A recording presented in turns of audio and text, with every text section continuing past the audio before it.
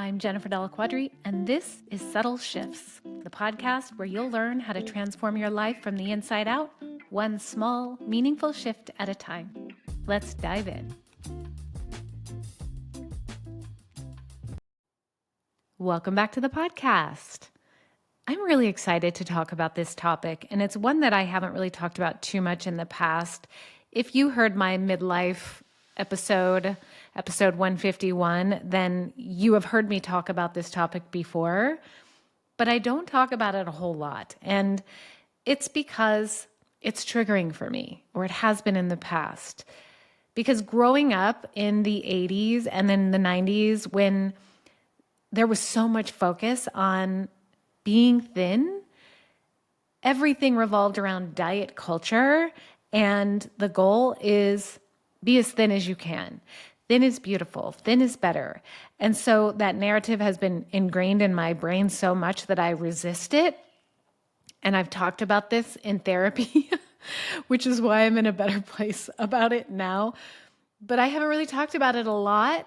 And I really think that it's a missed opportunity because it is a huge part of my life. And when I say it, I mean having a healthy body, eating nutritious foods, and feeling strong, fitness, diet, nutrition, all of those things are huge in my life. And the times when I've transformed myself and my confidence have always begun with me getting my health under wraps and feeling good in my body. But I don't talk about it here because I never want to push the narrative on any of you that that's the number one thing. And I know it's not the number one thing. And by talking about it, I'm not making it the number one thing. I'm making it a thing that we all deal with. I'm talking about the thing that we all struggle with in some fashion or have in some area of our life. And I want to bring it out into the light because it's so important. It's a very important part of having a balanced mind, body, and spirit is feeling good in your body. And that becomes a big issue for many women in midlife. So in this episode, I'm going to be talking about why it's so hard to lose weight in midlife. And I'm also going to be sharing with you how you can lose weight if this is a challenge for you. And I go on message boards on Facebook. I'm in groups and menopause groups, and I can't tell you how many women are in there talking about how everything they always used to do no longer works. And I identify with that. In my 30s, after having kids, I found a fitness routine and a way of eating that worked for me to where I didn't even have to think about it. It just worked until I hit midlife, my mid-40s, and it stopped working. And then I started to beat myself up.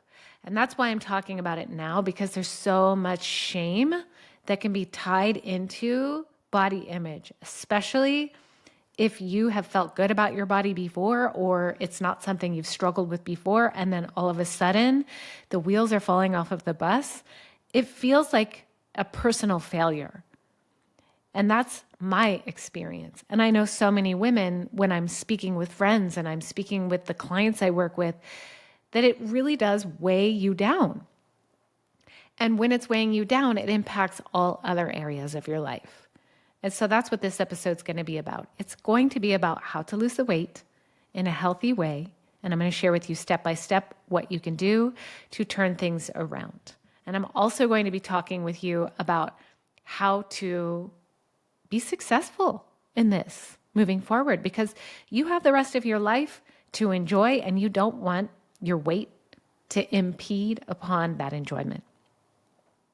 So I'm going to be talking a little bit about the science. Science is not my area of expertise. I am a psychology person. But there is a big science component on why we gain weight in midlife, and I am going to talk about it. No, I am not an expert, but yes, I've done research. So let me just start by talking about the energy that comes with feeling dissatisfied on something in your life. A couple of episodes ago, I shared about the 7 levels of energy. If you haven't listened to that, go listen to that. But the catabolic energy that comes with just feeling out of control in weight gain, it impacts every area of your life. And then when you turn things around and you do feel like you're eating healthy food, you do feel like you're exercising and nutrition is on point and you feel good in your clothes, that anabolic energy impacts every area of your life as well. So when you get that dialed in, it impacts everything. And I'm speaking from personal experience. So let's get into the science of it all. Why is it so hard to lose weight in midlife? A lot of it, yes, has to do with hormones. They play a big role in regulating your metabolism. They also impact your appetite and your fat storage. And when you go through perimenopause and menopause, those hormonal fluctuations, they can also really impact your body's ability to lose weight. One of the hormones that plays a big role is estrogen. So when your estrogen takes a dip, it affects where the fat is stored in the body. So before you hit menopause, this may not necessarily be you, but it was for me, the fat storage, and estrogen makes the fat storage around the hips, right? But then once you hit menopause and estrogen dips, then you start gaining the fat around your midsection, which is something like I never had problem gaining weight around my midsection. And then when I hit midlife, I'm like, what the hell is happening here? Estrogen.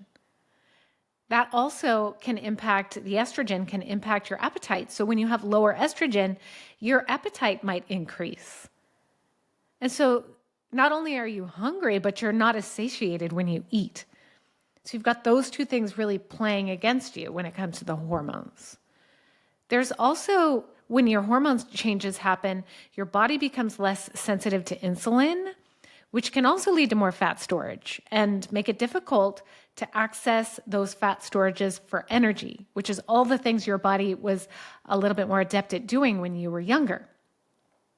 And then there's also an increase in cortisol with chronic stress, which really is common in midlife when you're taking care of aging parents. You've got a teenager who's growing up and potentially a young adult who's figuring things out. And you've got on top of that, the typical career stuff happening. It's a lot. And that can also lead to fat accumulation, particularly in the belly. In addition, there's a metabolic slowdown. I told you I wasn't a science person. A metabolic slowdown. And after the age of 30, your muscle mass, it's decreasing by about 3 to 8% per decade. And it really accelerates after age 50. I turned 50 last year and I saw that and I'm like, oh, great.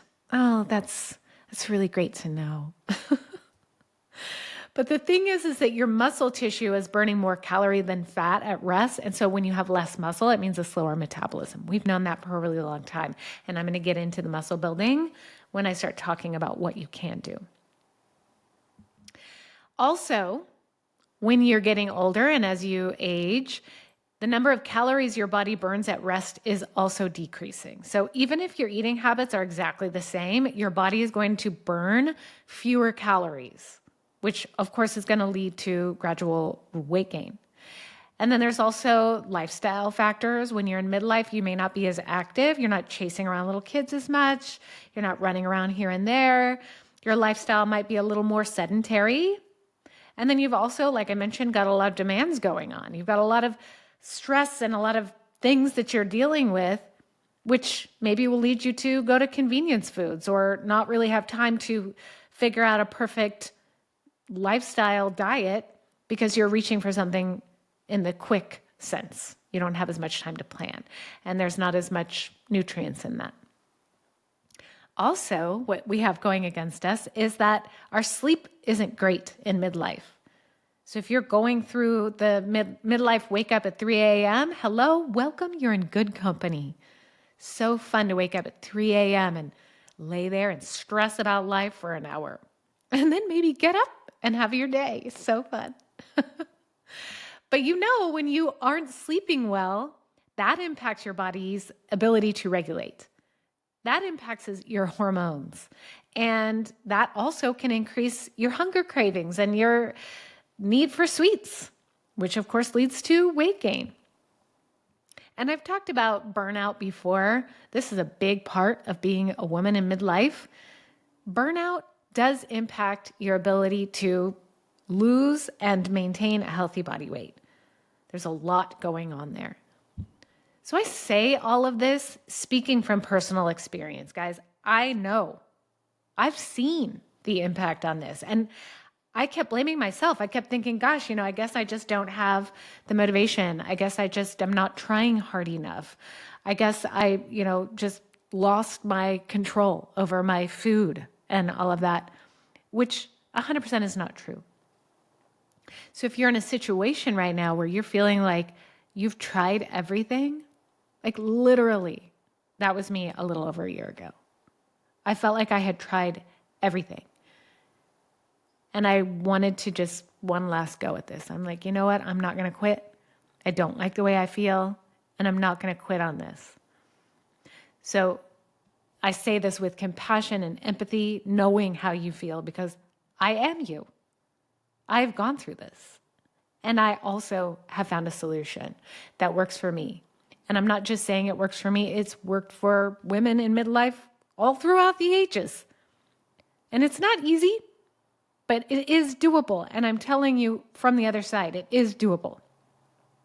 So know that I'm here with you and I'm understanding what you're going through. It sucks.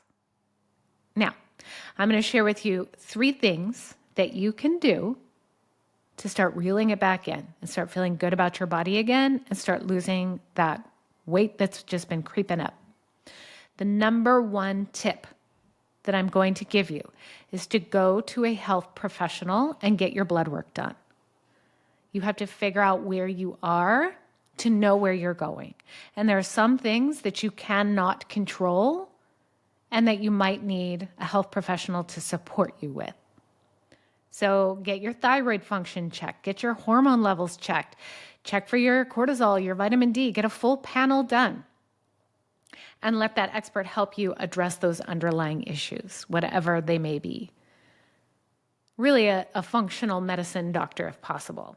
I went to a female doctor, someone who specializes in women's reproductive health and menopause, and it was a great place for me. That's where I got my panel, but that was where I learned that I had no detectable estrogen. Surprise! It wasn't all my fault, but I needed to know that through a test, and I'm glad I got that answer. So I recommend you doing the same thing. The second one you do have control over, and that is eating in a calorie deficit. And I'm going to be the first one to tell you that when I heard this, I was immediately triggered because, again, it took me back to the calorie counting and the eat as little as possible, lose as much weight as you can narrative that I grew up with. I didn't want to track my calories because I was sick of having to live that type of lifestyle. But that's what you need to do. And it might help to do some mindset work around it, like I did, to reframe what you're doing so that it actually feels good to you and feels like something you want to do. But until I dialed in my calories and was truly and honestly eating in a calorie deficit, nothing shifted on the scale. So you may be wondering, how do I know if I'm in a calorie deficit? Well, there is a very simple answer and something that you can just do with some basic math. What you can do is take your goal weight. And when I say goal weight, this is like obviously where you want to be, but that doesn't necessarily mean like that's the end all be all. It's just, hey, I would like to be at this weight. And then you multiply that by 12. That's your daily caloric intake to be at a deficit. So if your goal weight is 150, you multiply that by 12, it's 1,800 calories. Boom, your calorie deficit. And in order to have this be effective, you're going to need to track the calories and meticulously track. So yes, this is going to take some work up front. It's going to take some time and effort. And what I recommend doing, this is what I did, is to just track what you're eating before trying to make any changes. Just see like, well, what am I eating now and how did the calories count out for that? Let's see where I'm starting at to just give me an idea of like, oh, okay, so this thing that I'm eating has this amount of calories. Okay, oh, so when I eat this dinner, this is X amount of calories. So it's just building an awareness. And then the next week, you can start being a little more intentional with how many calories you eat at every meal, how much you consume. And I recommend using an app like MyFitnessPal. It's great. It's what I have always used. It's easy. It's got a scanner on there so you can scan things like with the barcode on the food. The easier that is, the better. Trust me. And just start by looking at the number of calories. Don't worry about your macronutrients yet. Yes, it's important, but just start with the calories, because if you try to overhaul everything, you're going to get overwhelmed. And when you are overwhelmed, you're more likely to quit. So just start with the calories. And when I say be honest, I mean be honest. I speak from personal experience in that I had a daily calorie goal, and so I would manipulate the numbers to make sure that I was under the calorie goal, even if I wasn't being completely honest. And lo and behold, I wasn't losing weight. Surprise, surprise. It's because I was not being honest. There's no judgment there. But no, yes, you do have to pay attention. You might need to weigh your food, get yourself a little scale, like do all of those things. Know that you're not going to have to do this forever. I do not count my calories anymore. I have not counted my calories for about a year now. I don't need to, because I spent intentional time for a month or so to reframe and to readjust what I was eating and to know what I was eating. So now I don't even have to think about it anymore. So yes, it will take some work up front. And with all of this, don't judge yourself. It already sucks to have to focus so much on this. Don't beat yourself up because you're needing to measure your food. Don't make it mean anything about you, that you failed or that you have to go on a diet and XYZ. No, you're just you're becoming aware of what you're eating. And that is not ever a problem. Just like you want awareness and how you respond to people in your life, you want awareness to how you show up, you want awareness to what you're putting inside your body. This is the vessel you were born with. This is the vessel you are going to leave this earth with. It is your responsibility to take care of it. And part of that is thinking about what you put inside of it. Okay. Remember, it's not about starvation. You're not here to try to shave it all off as fast as you can. No, your goal here is to reframe how you eat, to adjust how you eat, and still give your body what it needs. Okay? So for me personally, I was hungry for about 2 weeks, pretty much all the time. Not starving, but I was hungry. And I stuck with it. And after 2 weeks, I wasn't hungry anymore. Like I was hungry to eat, yes, like normal hunger, but I didn't feel hungry all of the time. So be patient with it. This takes a lot of patience, okay? And give yourself the love through it, right? One day you may go over the calories. That doesn't mean you're a big fat failure and quit, throw in the towel and you suck. No, it means that was one day. The next day, guess what? Calorie deficit is right there waiting for you, okay? That is the point, is to keep it sustainable, to do something that feels sustainable. Yes, it's going to be an adjustment. Yes, it's going to be harder at first, but not always. Okay. That's number 2. Number 3 is to move your body every day. And that doesn't mean exercise for an hour every day. Okay. So the human experience, especially for high-performing people, is I'm going to go all in. I'm going to do this kick-butt program. It's going to just be so hard, and it's going to get me to my goal. No. Your goal is to move every day. Take where you are as far as fitness goes. Where are you? Are you pretty sedentary?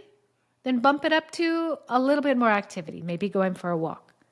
Are you already pretty active? Do you already go to the gym and work out at least 3 days a week?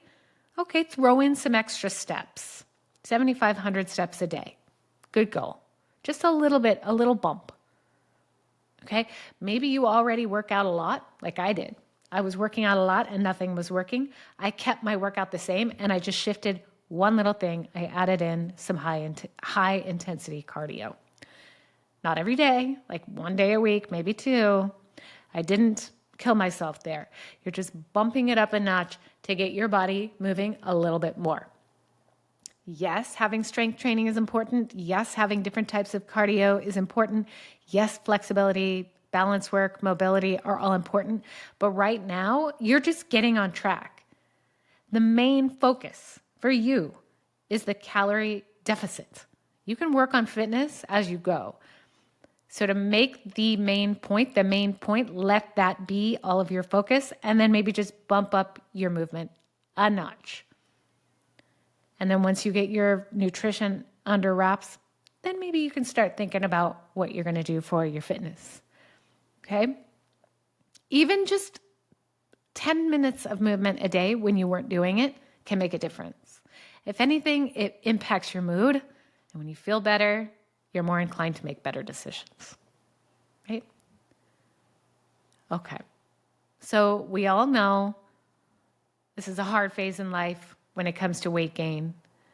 And I told you what you can do about it. But the truth is, knowing what to do and really actually doing it, they're two different things.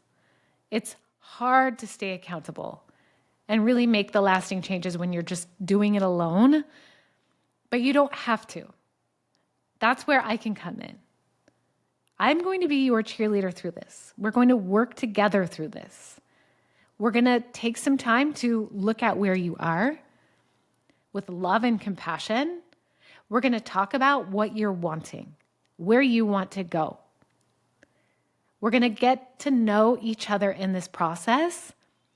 I'm going to start by giving you a full intake so I can analyze where you are and then take your goal. And I'm going to tell you exactly what to do step by step to get you on the way to where you want to go. Where you want to go physically, but also emotionally and energetically. Because everybody's experience in this is different and unique. And as someone who's been there, done that multiple times in my life, I know how challenging it can be to stick with it. So once you have your plan, I'm going to be your accountability partner. You'll have your step-by-step plan, but I'm also going to help you stay with that plan and adjust the plan. Step it up or step it back. We're going to look at the results together. We're going to see how is it landing in your life, what's getting in the way, whether it be logistical things, whether it be time, whether it be your energy, whether it be your motivation, and we're going to address that. I'm going to cheer you along the way. I'm going to cheer you on. I'm going to be your buddy. Because building habits and doing all of this in isolation can just feel like a drag. It can feel like a drain. So I'm here for you through this. Because once you start feeling better in your body, your mind and your spirit will follow. Your relationships will improve. You'll feel better in your work. You'll be able to pay more attention to the people that you care about the most. And you'll feel good in the process. So let's get this conversation going. Click the link in the show notes to schedule a time to get on a Zoom call with me, and we'll talk about this. And make sure that this is the direction that's right for you at this phase in your life. I would love to hear from you, and I would love to support you through this. I look forward to hearing from you. Thanks for tuning in, and I'll see you next time. Thank you for joining me. If you're ready to take the next step in transforming your life, be sure to subscribe so you'll never miss an episode. And if something resonated with you today, I'd love to hear about it. Share your thoughts, tag me on social media, or leave a review to help others find the podcast. Remember, the smallest shifts can create the biggest transformations. I look forward to hearing from you.